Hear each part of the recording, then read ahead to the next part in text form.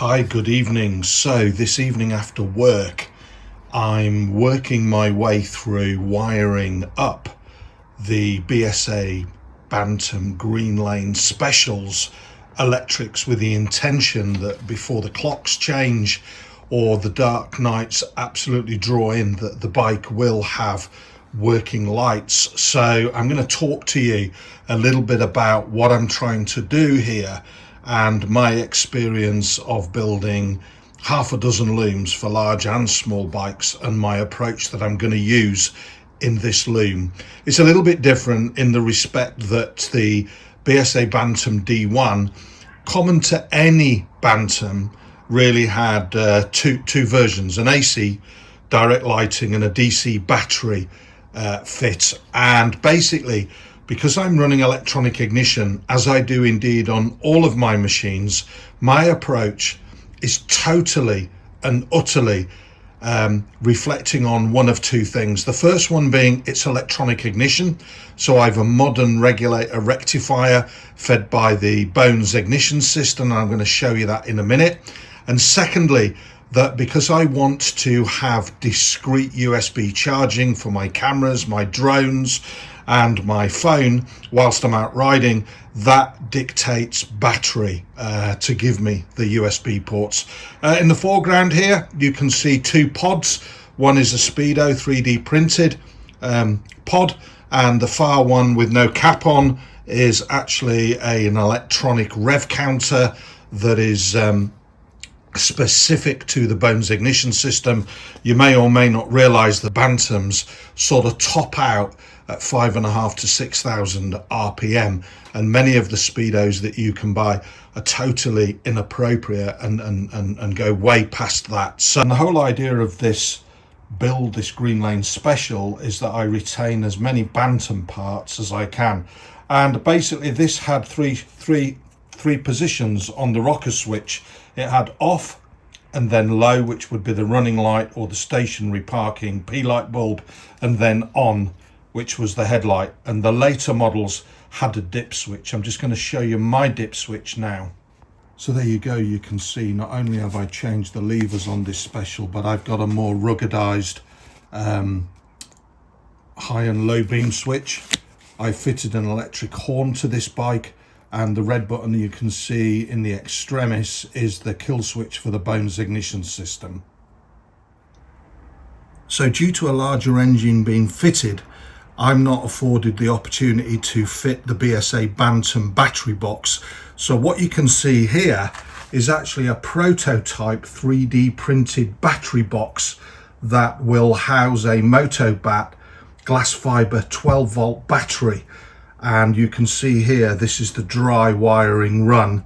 The yellow you can see is the rear light. The orange you can see, you may struggle to make that out. Let's give you a better view of that.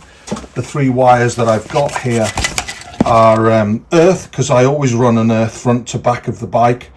A yellow is the rear light and the orange is the brake light. So they're the three wires.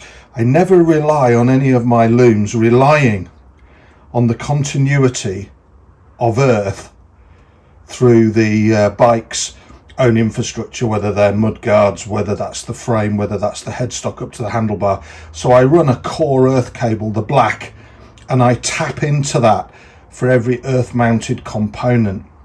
Makes fault finding a lot easier, and the likeliness of old motorcycle parts resistance proving to be a bad earth less likely.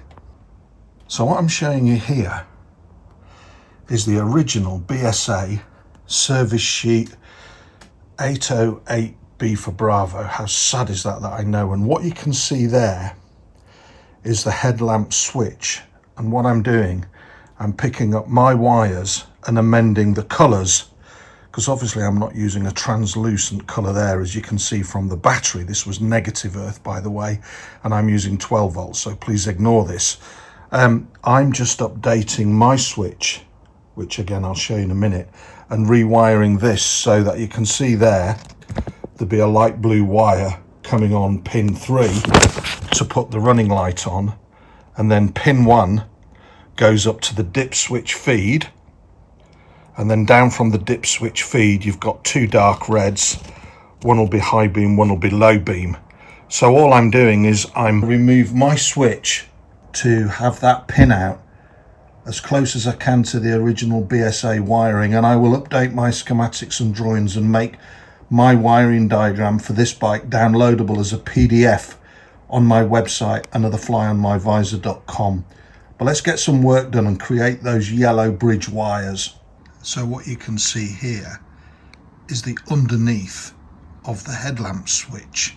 You can see that the yellow wire is a common wire that jumps from pin to pin and joins the circuit of three independently switched on rotor functions. So the red one here is the feed in from the battery, that's the live feed fused.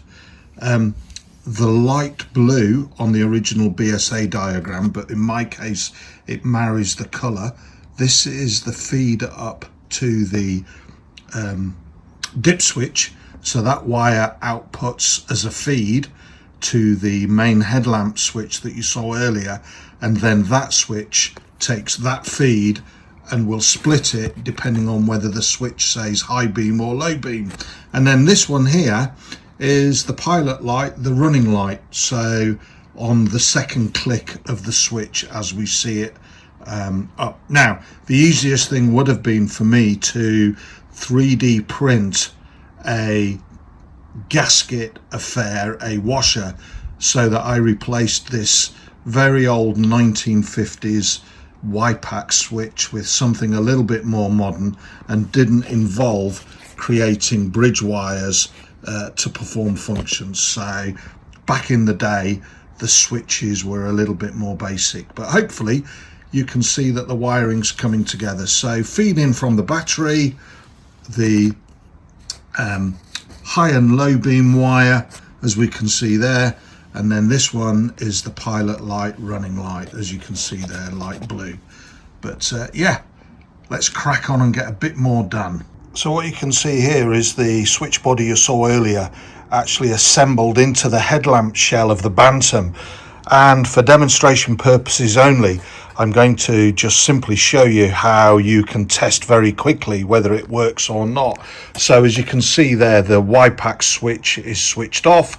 I have the multimeter set to continuity testing, and if I switch the headlight switch on now, the first click is the low running light.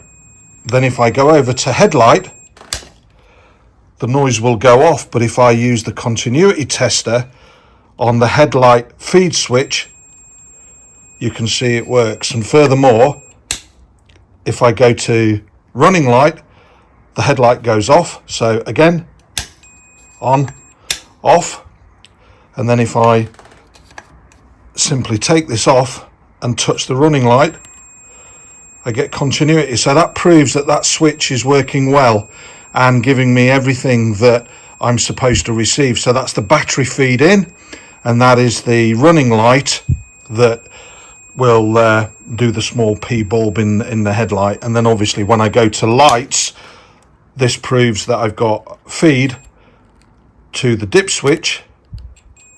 I'll just remind you what that looks like. There's the dip switch, so that will be the feed for that, and then this switch will decide whether I'm running high or low beam. That concludes a quick hour in the garage this evening. I hope you've enjoyed this video. Apologies for the floor of my workshop, but I'm cracking on racing the quickly setting sun as we approach September. Thanks for watching.